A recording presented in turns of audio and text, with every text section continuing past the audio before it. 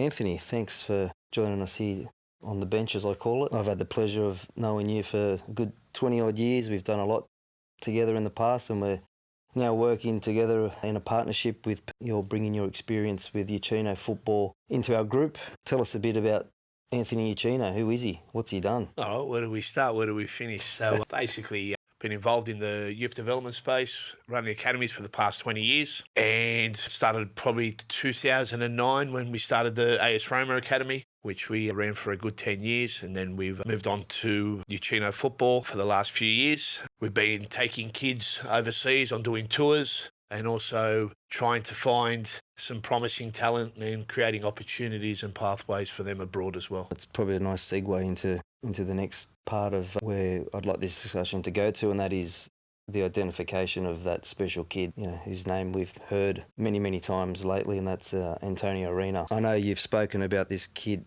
over and over again, but please, for our audience, let's hear a bit more about Antonio, what you thought of him when you saw him, how the dream was kept alive for this young kid from Western Sydney. Look, I think a lot of media that's come out of recent, Antonio, he's created what he's created himself at the end of the day. Yes, I was the one that gave him the opportunity where he was, gave him the opportunity to be identified abroad by going to Pescara. But at the end of the day, he's creating the opportunity is one thing and taking it is another thing. And that's where Antonio, he took it with both hands. His work ethic, his dedication, his commitment, his love, his professionalism from a very young age is the reason why all those things he inherited as a young kid is what's continued on throughout his teens, and this is the reason why he's achieved what he's achieved. So he is a special one. He's a role model to a lot of kids, and he's a role model to what it actually really takes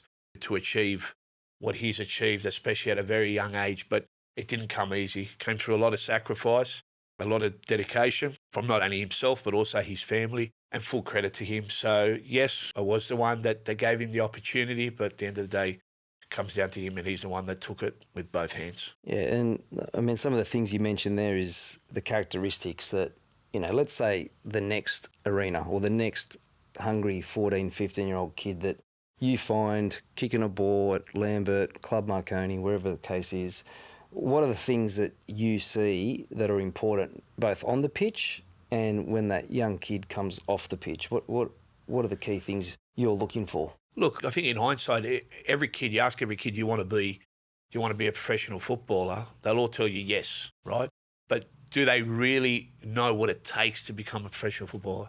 And we're talking about, preparation mentally, physically, before games, after games, looking after your body, rehabilitation, ensuring you're going to bed early. They're all the little things that can easily slip by, and you think, oh, yeah, that's what I really want to do. But it's that small percentage, the difference that you make, that's the difference. But day in and day out, getting into that routine, day in and day out, sacrificing possibly, not going, getting home at 9 o'clock instead of getting home at 10 o'clock. These little things which are little but are big. And that's the difference, that small percentage in making it and not making it.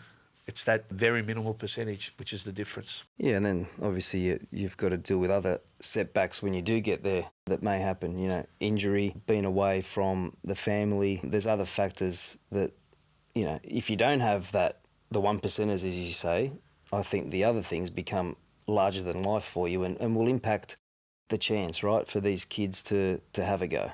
Look, I think it's a good statement you made there, but I think the thing is when there's a lot of promising, talented footballers out there, but you really know whether you have it too is when you have some setbacks, when you're not necessarily playing. You're on the bench and you can't work out why you're on the bench because you're training well, you're feeling good, you're thinking you're doing everything right, you're getting good feedback from the coaches, but for whatever reason, come the weekend, you're on the bench, right?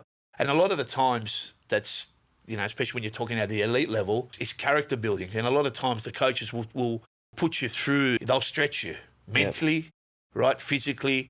Has he got the characteristics to cope with being on the bench? Has he got the characteristics with me telling him something that possibly he doesn't like?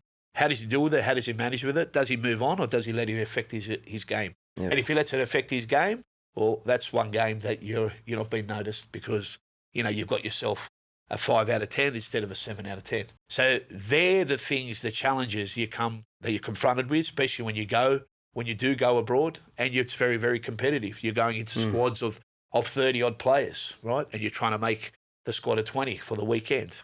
You've got players coming up, players coming down, and it's cutthroat, all right? And sometimes you can't make sense of a lot of things, and you're trying to make sense of it all, but you've got to realise that, today's today and tomorrow's a new day, right?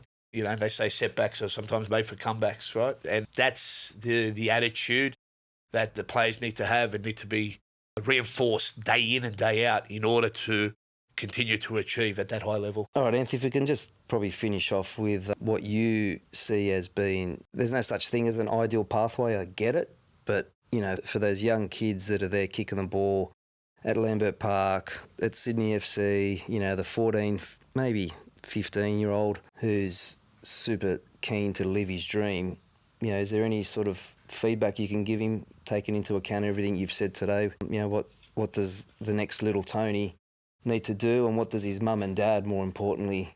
Look, I think the positive thing for kids, especially in this day and age, in comparison to possibly 10, 20 years ago, with people like yourselves, with Peak, they're creating opportunities for kids, good opportunities and good pathways into Europe. So there's a lot more opportunity for kids to make that move abroad and have genuine opportunities and to be able to have a crack at it. And I think that's a big advantage, which wasn't like that 10 or 20 years ago, right? Yeah. So, and I think it's just a matter of finding the right players that are the right players, that have the right mentality on the field and off the pitch, and just to ensure that, you're not selling false dreams as well. Because, out there's a lot going on at the moment. There's a lot of people offering different sort of pathways and opportunities, and there's a lot of false dreams. And sometimes the reality is some of those kids aren't up for it. Right. And I think it's important as mentors and as people that are guiding these young kids is obviously not there to shatter their dreams, but also just create realistic goals. Yep. Letting them understand that where is their pathway, or letting them understand it's where you want to reach to. You're not quite there yet, and this is what you need to do, right? And I think that honesty and that transparency is very important to ensure that you're doing best for the kid, but also giving them the best opportunity with providing them realistic goals. And I think that's one thing that we would like to offer the kids that either fall into our program, the kids that we identify, is giving them that reality check, but also making them understand what it means to make it, right? Because to make it, the kid at Lambert Park, I always say Lambert Park, Marconi Club, wherever, but that kid, for them to make it, might be playing 18s. Yep. Right? Not to say, as you say, no, come with us, we'll turn you into a superstar, right? So that, I think that's very important, right, for the parents, more importantly, to probably hear it and understand it. So and I think now, just touching on that, I think now there's a lot more opportunities and able to educate kids, because there's a lot more tours, there's a lot more tournaments, international tournaments, a lot more tours where, people are going overseas a lot more, taking part in tournaments. So they're able to understand and see what they're up against, especially when they're participating in major tournaments. And it gives them a bit of an eye-opener because at the end of the day, we are so far away. We're 24 hours away, right? So sometimes we think we only see what we see here. We think that's football, but that's not the reality of football. It's a big world out there, right? And I think, a lot of these tours and a lot of these tournaments that are on offer, which you see on a yearly basis, kids going over there, I think it's a big educational, big learning curve and a big experience for a lot of them. And not only them, but even parents, because they're able to go over there and realise what they are up against. So I think that's an advantage that they have in today's age in comparison to many, many years ago, where there is access to that education. Oh, I think on that note, Anthony, you've given us some great feedback, some great knowledge for those to take on board. And, we're here at Peak and Ucchino Football will be working together to hopefully find the next arena and many more. Thanks, guys. Thanks for having me on the show.